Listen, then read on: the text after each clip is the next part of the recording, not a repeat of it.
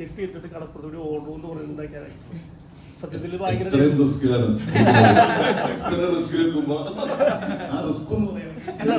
സ്പോയിലറാവും. അതുകൊണ്ടാണ് ഞാൻ പറയുന്നത്.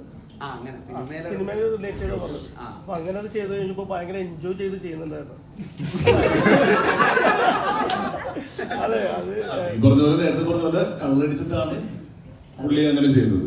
അങ്ങനെ ചെയ്യാലോ. വെളുപ്പങ്ങാലത്താണ് ഓർഡർ എന്ന് പറഞ്ഞത്. പുള്ളിയുടെ സ്റ്റൈൽ എങ്ങനെയാ?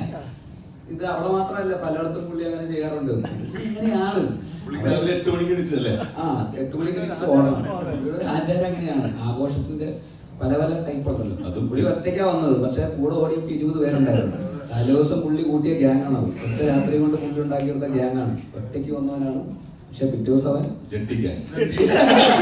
അജീഷ് ഭയങ്കര ഷാർപ്പാണ്. കാരണം തലേ ദിവസം അടിച്ച് ഫിറ്റ് ആയിരിക്കുമ്പോഴാണ് പറയുന്നത് രാവിലെ എനിക്ക് എഴുന്നേറ്റ് ജെട്ടിപ്പുറത്ത് ഓടണം. കറക്റ്റ് എഴുന്നേറ്റ് അജീഷ് അലാം വെച്ച് എഴുന്നേറ്റ് ഓടാൻ വേണ്ടി പോയി. അത്രയും ക്ലാരിറ്റി ഉള്ള ഒരാളാണ് അജീഷ്. അത് പറഞ്ഞ വാക്ക് ഉറപ്പായിട്ട് ജെട്ടിപ്പുറത്തിനെങ്കിൽ ജെട്ടി ഇല്ലാതെ അജീഷ് ഓടും. പടത്തിലല്ലാതെ കാണിക്കാൻ പറ്റില്ല. അതുകൊണ്ടാണ്